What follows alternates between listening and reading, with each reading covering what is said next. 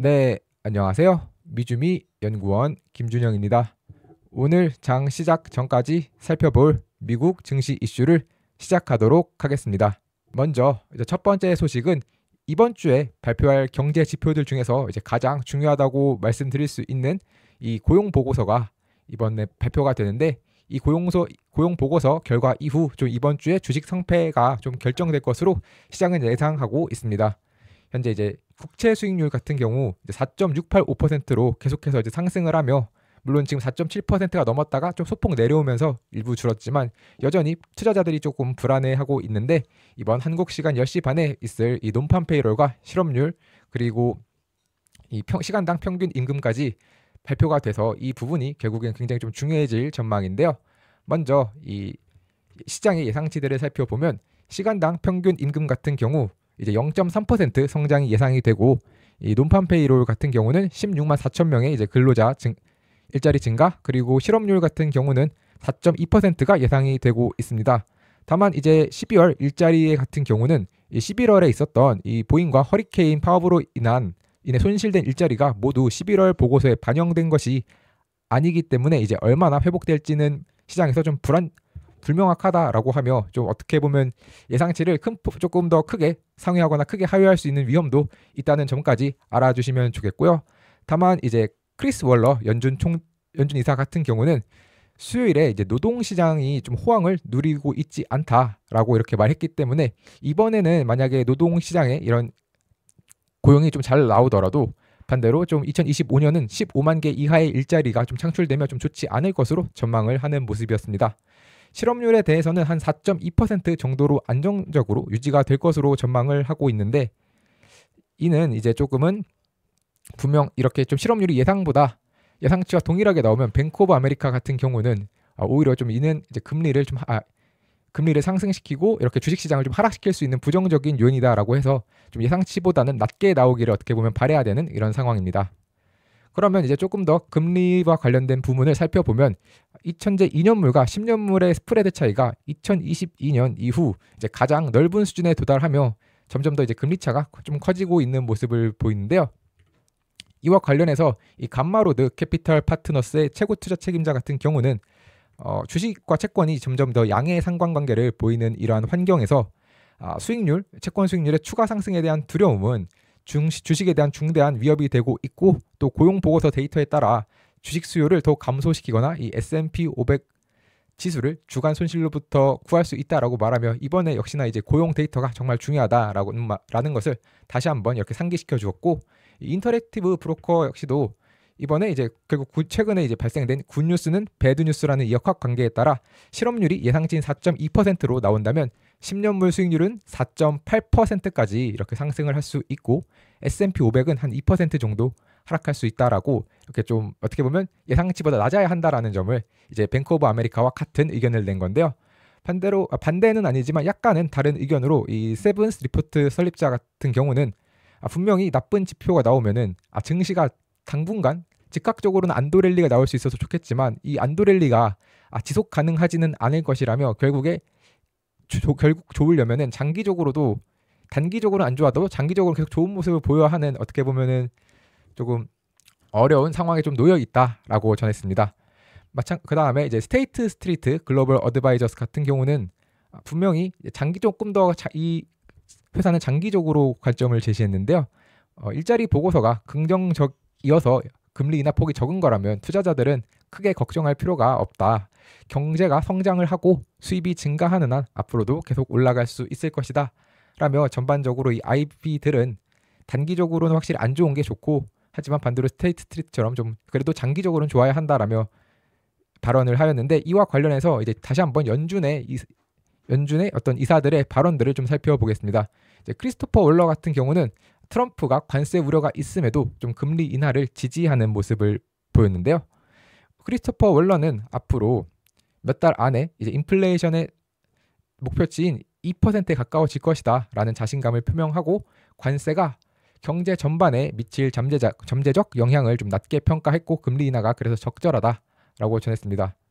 반대로 이제 좀 이번에 보우먼 이사 그리고 제프 슈미트 이사가 조금은 부정적인 발언을 했는데, 자신은 이제 인플레이션 감소할 때까지는 금리 인하를 좀 일시 중단하는 것을 전망한다.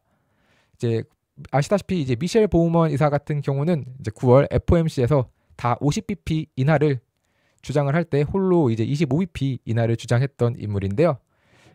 앞으로도 계속해서 이제 또 2025년에도 공급망이나 지정 확정 위기로 인해서 이렇게 좀 물가가 상승할 확률이 높기 때문에 인플레이션이 좀 줄어들고 있다는 확신이 있을 때까지는 금리 인하를 멈춰야 한다라고 전했고, 또 이것이 이렇게 금리 인하를 멈춰도 되는 이유가 지금 현재 노동시장이 강하기 때문에 충분히 멈춰도 된다라고 발언했습니다. 또한 이와 굉장히 유사하게 이 제프 슈미트 캔자스 시티 연은 총재 역시도 현재 금리가 중립 수준으로 낮아졌고, 그렇기 때문에 좀 이 데이터를 보고 점진적으로 정책을 조정하는 것이 좋겠다. 특히 이 제프 슈미트 연은 총재 같은 경우는 올해부터 이제 FOMC 투표권을 갖는데요. 그러다 보니까 다음 이제 1월 좀 FOMC에서는 조금 더 이제 연준 입장에서 금리가 이렇게 조금 1월에 스탑될 가능성이 높아진 모습입니다. 다만 이제 이 제프 슈미트 이사 역시도 이렇게 좀 데이터 볼 때까지 늦춰도 되는 이유가 결국에는 지금 고용이 좀 좋기 때문이다라고 말했기 때문에, 만일 오늘 좀 고용이 좋지 않게 나온다면 다시 한번 이제 시장은 금리 인하에 대한 어떤 기대감이 증가하며 증시에는 긍정적인 영향을 미칠 것으로 보입니다. 다음 소식으로는 이제 뱅가드가 기존의 주식 60, 채권 40을 담는 포트폴리오가 아니라 그보다 좀 더 보수적인 주식 40, 채권 60을 담는 포트폴리오로 전환하라고 제안했습니다. 이제 뱅가드 수석 투자 전략가인 토드 같은 경우는 이제 현재 미국 주식의 어떤 위험 프리미엄이 10년 만기 국채 수익률 사이와 격차가 이제 1월에 3% 정도로 좀 떨어지는 모습을 보였는데, 이는 역사적 저점 수준이고 그렇기 때문에 조금 더 채권에 많이 투자해서 더 나은 위험과 수익의 균형을 맞춰라라고 전했는데, 이 보이시는 표에 이 표가 바로 이제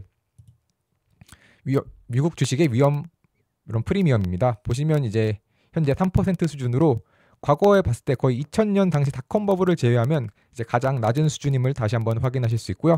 그러다 보니까 이렇게 뱅가드는 60, 40보다는 40, 60으로 바꿔라라고 말을 했고, 또 한편 이 소시에테 제네랄의 전략가인 이 매니시 카브라 역시도 10년물 금리가 명목 GDP 성장률인 한 5.2% 정도에 근접할 것인데, 이렇게 된다면 차라리 채권을 조금 더 매수하는 게 좋지 않을까라고 하며 이 책 오히려 5%가 넘었을 때 5.2%가 갔을 때 채권을 매수할 수 있는 좀 주요 기회라고 전했습니다.